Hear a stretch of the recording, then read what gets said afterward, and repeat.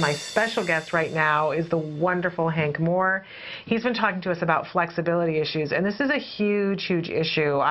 We were talking a little bit during the break because I was talking about some language flexibilities that I was encountering with my son, but I was saying it's such a huge issue. What are some of the other things? I think we all know our child's flexibility issues, but I think it's interesting to know what other kids have inflexibility with, because our kids might encounter that at some point. Yeah, So, I mean, tell us some of the different things that you see. You can see a wide variety. For example, you have, for example, dressing. The kids could get to the point where they have to wear, let's say, long pants all the time, or just jeans, or just sweats, or just shorts, or that they always have to wear a jacket no matter if it's 80 degrees outside or not 50. wear a jacket Exactly. when it's really cold. So we have to identify those issues and look at teaching them what's appropriate in that situation, and realizing that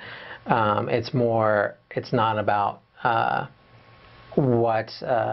what they want to wear as much as it is of dressing to the occasion, whether it's the environment, or whether it's a special event that they're going to, or if they're going to school and school has a uniform or what have you. We want to make sure that they can adjust regardless.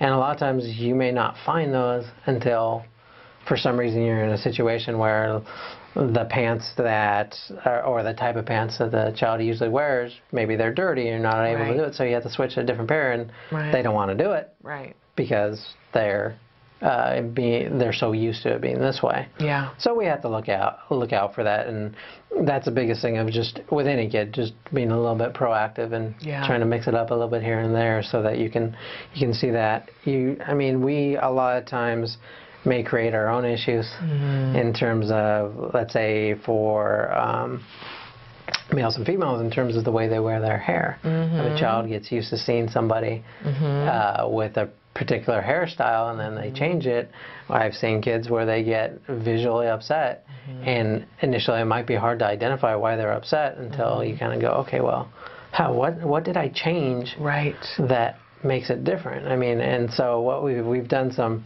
our supervisors over the years have done some very interesting ways to work on that, in terms of, for example, if they notice that it has to do with dressing or the way somebody wears their hair, they'll have like opposite day or backwards day, where they go and they work with the kid and they're wearing the jacket backwards just to be silly, be funny about it, so the child realizes that you can change it up and it's still okay. That's really interesting. Or wear a hat, versus like when I was doing therapy many years ago, I would always wear hats, and I didn't pay attention to it, and there was a few times I went to the kids' houses and you could see that they were agitated, and I'm like, well, why? And I realized I didn't have my hat with me that day.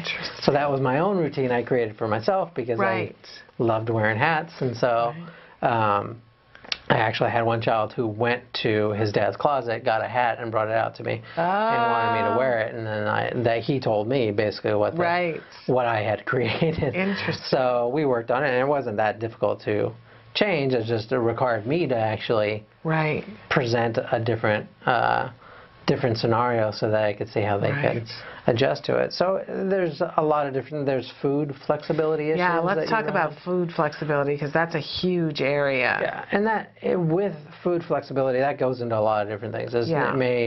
There may be issues in terms of texture issues that the kid has more sensitivity with. They don't like a specific texture, so then they become rigid about what they want to eat.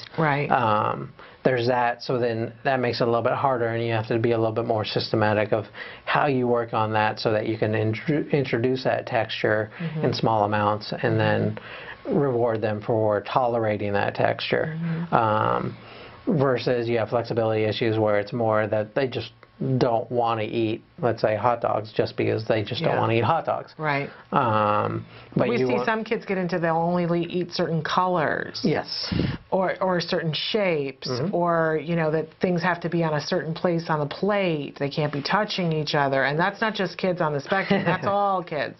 Yeah. They get into it's funny how they get really rigid about the food. The food is a very emotional issue, I think, for everyone. Yeah, so that's where you have